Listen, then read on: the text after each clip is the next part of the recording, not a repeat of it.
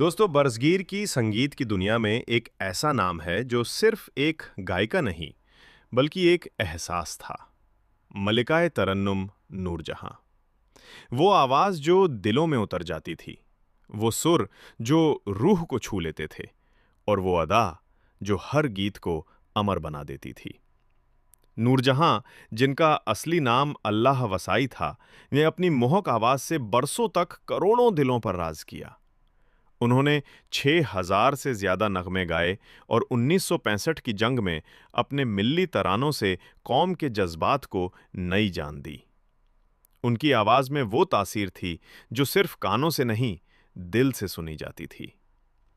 साल था 1998, जब फिल्म साहिबा की तैयारी चल रही थी। संगीतकार जुल्फिकार अली ने नूरजहां से दरख्वास्त की कि वो फिल्म का एक खास गीत अपनी आवाज में रिकॉर्ड करें। उस वक्त नूरजहां बीमार थीं। डॉक्टरों ने कहा था, आराम कीजिए, अब काम मत कीजिए।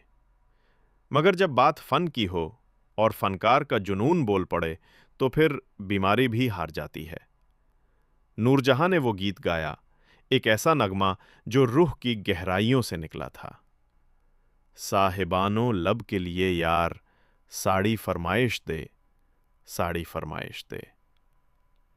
ये गीत रूमानी था, परंपरागत था, और सबसे बढ़कर नूरजहां की पहचान था। फिल्म साहिबा भले ज्यादा नहीं चली, लेकिन ये गाना पूरे पंजाब की धड़कन बन गया। रेडियो से लेकर टीवी तक हर जगह यही नगमा गूंजने लगा। लोग कहते हैं, नूरजहां ने जाते जाते भी सब कुछ दे दिया, अपनी रूह, अपना सुर और अपनी मोहब्बत। ये गीत उनका आखिरी फिल्मी नगमा था। इसके बाद उन्होंने कभी किसी फिल्म के लिए नहीं गाया। 23 दिसंबर 2000, वो दिन जब मलिकाए तरन्नुम इस दुनिया से रुखसत हो गईं।